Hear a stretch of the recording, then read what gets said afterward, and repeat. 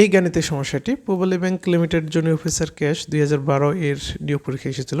কি বলছে, if A equal to -1 then a⁴ plus a⁴ plus a square plus a equal to what. এখানে 4টি option দেওয়া রয়েছে। এখানে বলেছে যে এ এর মান বা এ ইকুয়াল টু যদি -1 হয় তাহলে এই যে রাশিটি, এই রাশিটির মান কত সেটা আমাদেরকে নির্ণয় করতে হবে। এটা করার জন্য কি করব, আমরা এ ইকুয়াল টু যেহেতু -1 তাহলে এ এর জায়গায় আমরা -1 বসাবো।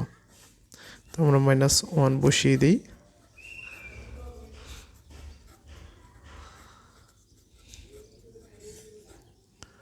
-1 আমরা বসিয়ে দিলাম। এরপর কাজ করব, এখন শুধু আমরা ক্যালকুলেশনটা করব। ক্যালকুলেশনটা করলে আমরা আমাদের কাঙ্ক্ষিত রেজাল্টটি পেয়ে যাব। তো দেখেন এখানে -1 এখানে কি, এই যে এখানে যে এর যে মানটি রয়েছে সেটা হচ্ছে কি নেগেটিভ মান, তাই না? কোনো নেগেটিভ মানের পাওয়ার যদি জোড় সংখ্যা হয়, কি জোড় সংখ্যা, অর্থাৎ জোড় সংখ্যা বা ইভেন নাম্বার, পাওয়ারটা যদি কি হয়, এই পাওয়ারটা যদি ইভেন নাম্বার হয় তাহলে এই যে নেগেটিভ মানটা সেটা পজিটিভ হয়ে যায়। তাহলে এখানে দেখেন -1 পাওয়ার 4 হচ্ছে কি ইভেন নাম্বার বা জোড় সংখ্যা, তাহলে এটা কি হবে, 1 পাওয়ার যাই হোক সেটা কি হবে, 1 হবে, তাই না? এখন এই যে -1 পাওয়ার 4 এটা যে ইভেন অর্থাৎ জোড়, এটা যে পজিটিভ হবে সেটা কি হবে, দেখেন এখানে কয়টা, 4টা না? তো গুণ করেন 4টা। আচ্ছা দেখেন মাইনাসে গুণ করলে কি হয় আমরা জানি, প্লাস, মাইনাসে প্লাস, এই যে এ দুটো গুণ করলে কি হচ্ছে, প্লাস হচ্ছে। আর প্লাস মাইনাসে কি হবে, বা এইভাবে যদি বলি মাইনাসে কি প্লাস, আবার এ দুটো গুণ করলে কি হবে, প্লাস, প্লাসে গুণ করলে কি হবে, প্লাস, তাই না? এই জন্য দেখেন মাইনাসে প্লাস, আবার এই দুইটা মাইনাসে প্লাস, এখন প্লাসে আমরা গুণ করব তাহলে কী হবে, প্লাস, আর 1 পাওয়ার যাই হোক কী হবে, 1, এই জন্য 1।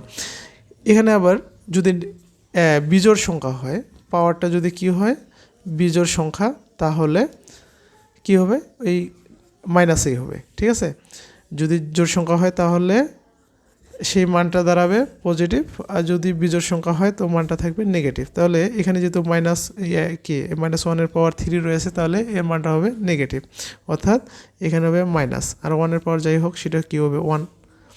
আচ্ছা, এই যে নেগেটিভ যে মাইনাস যে হচ্ছে সেটা কী হবে, দেখেন -1 পাওয়ার কিউব মানে কি, এই যে -1 ইন্টু -1 ইন্টু -1, দেখেন মাইনাসে কি প্লাস, আর প্লাস মাইনাসে মাইনাস, এই দুইটা গুণ করলে কী হবে, প্লাস, আর এই প্লাসের সাথে এটা গুণ করলে কী হবে, মাইনাস হয়ে যায়, ঠিক আছে? এই জন্য হচ্ছে -1।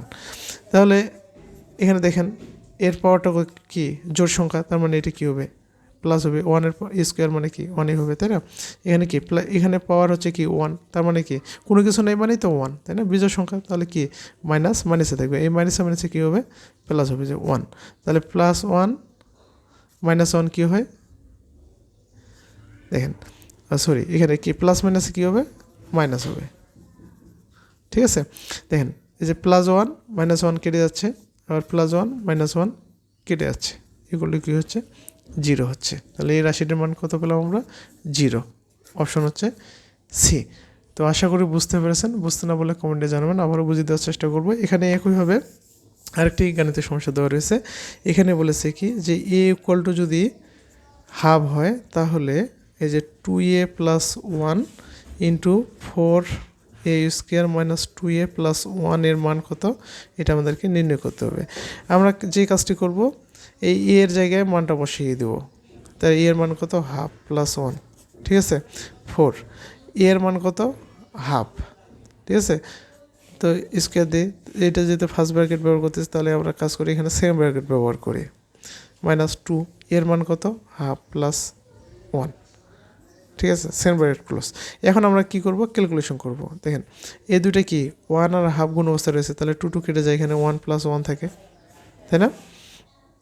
এখন এখানে দেখেন এখানে কি 4, এই যে 1 এর উপর স্কোয়ার মানে কি 1, 2 এর উপর স্কোয়ার মানে কি 4, তাহলে 2 এর উপর স্কোয়ার মানে 4, দেখেন এখানে 2 কেটে যায়, -1 প্লাস কি 1, এখানে কি 4 কেটে যায়। তো এই যে বাকি ক্যালকুলেশনটা এটা আপনাদের জন্য হোমওয়ার্ক, এটা আপনাদের জন্য হোমওয়ার্ক থাকলো। আপনারা বাড়িতে ক্যালকুলেশন করে আপনারা কমেন্টে জানাবেন। আর যদি না বুঝেন আবার কোশ্চেন করবেন, আমি আবারও বুঝিয়ে দেওয়ার চেষ্টা করব। তো ধন্যবাদ সবাইকে, আজকে এই পর্যন্তই। তো ভালো থাকবেন, আবার দেখা হবে পরবর্তী ক্লাসে। ধন্যবাদ সবাইকে।